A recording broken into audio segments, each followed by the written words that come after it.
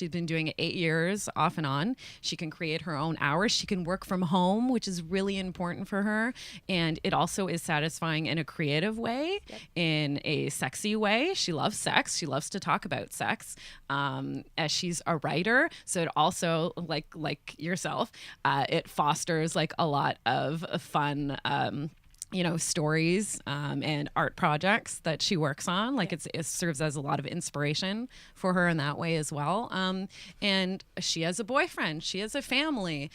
She has a lot of interests in her life. She's smart as fuck. This woman is like, and this woman is the specific person I'm talking about is like, she is so precious. Like I feel her when I talk about her and talk to her, and she talks about her life and her stories. I'm like, I feel with you so hard. Like she's such a lovely fucking person. And where are the representations? And where do we see that in media? We don't see that. Yeah. We're not allowed to see that. And why aren't we allowed to see that? Yeah. Why? It's power. If women who can work independently, and I'm not talking just about women, I'm talking about anyone of either gender, any gender, should say, who experiences barriers to employment, including mental illness, and a variety of reasons why it's hard to get a regular job. Yeah. Not to mention the fact that like a regular job often fucking sucks. Yes. Talk about demeaning and exploitative. Yeah. Thank you. Yeah. Have you ever tried like serving, like being a server? Have you ever tried like, half the jobs out there where your boss is a total fucking asshole and you feel like shit every day and you get paid peanuts for the privilege of being able to have a normal job you can tell people about. Whereas you talk to sex workers who are like, listen, I can, put up an ad and like get a few clients and screen them. I can make a few $100s in a night minimum. I work on my own terms. As long as I tell people where I am and I screen the clients, it's safe. There are no startup costs to my business. Nope. All I literally need, is like this $100 pair of pleasers, and voila, I have financial security. Like I'm literally the $100 pair of pleasers away from. You don't even need the pleasers, you right? know? Like, yeah. If you have your own apartment, a lot of girls will just work out of their own apartment. Yeah. And besides that, you don't really need that much. Yeah. You may need some nice, sexy photos of yourself, but those aren't difficult to come by.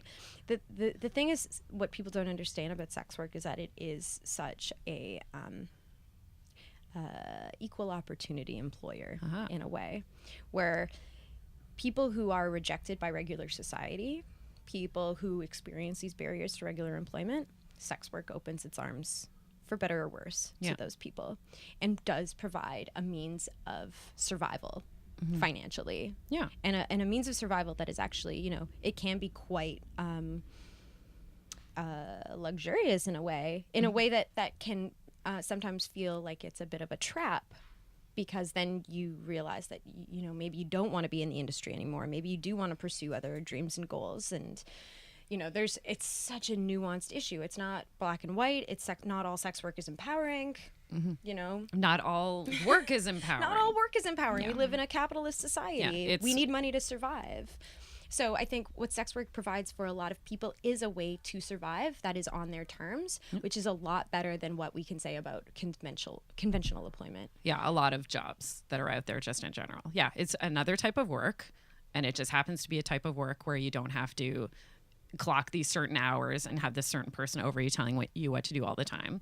And if you're looking at it in that way, like, then why wouldn't that be attractive to somebody, to anybody, to go do it? It's the shame thing. It's the shaming thing, I should say. Yeah, and it's the fact that you can't really be open to your friends and family about what you do necessarily. And that weighs down on you so heavily. Yeah. And that can be incredibly painful to not share your joys or your pain, your struggles with the people that you love the most. Yeah, if you have a bad day at work, who are you going to tell? Exactly. Yeah.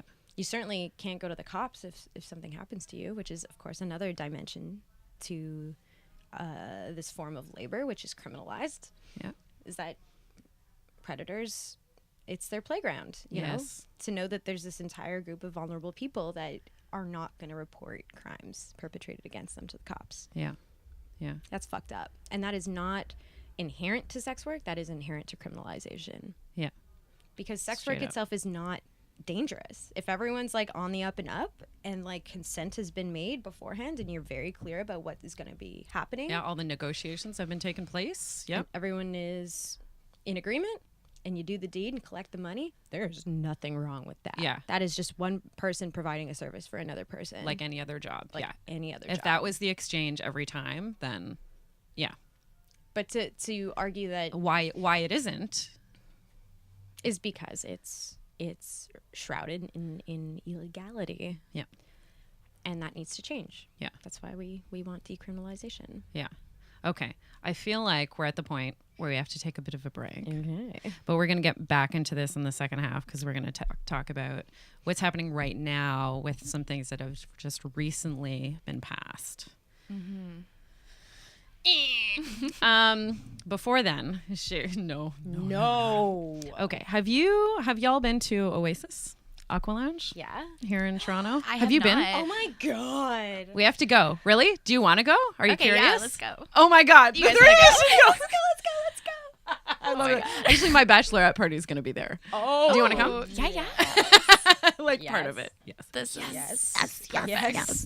I love that pool. Oh, God, it's heated. It's the best. So Oasis Aqua Lounge, for everyone who doesn't know, Nicole, this might be valuable information. I'm intrigued. Oasis Aqua Lounge is a sex club, sex-positive sex club here in Toronto. They are a super inclusive and diverse venue. So they welcome people of all sexual orientations and genders, which is absolutely fantastic. They are shame-free and judgment-free when it comes to all types of play and all types of sex.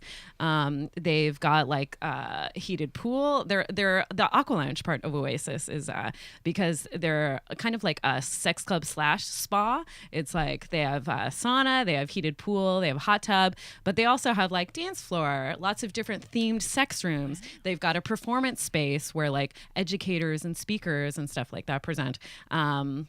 And the first Friday of every month, they have a really great lap dance instructor that teaches in that room. Wait, who is could it? that possibly be? I don't know. It's me. And and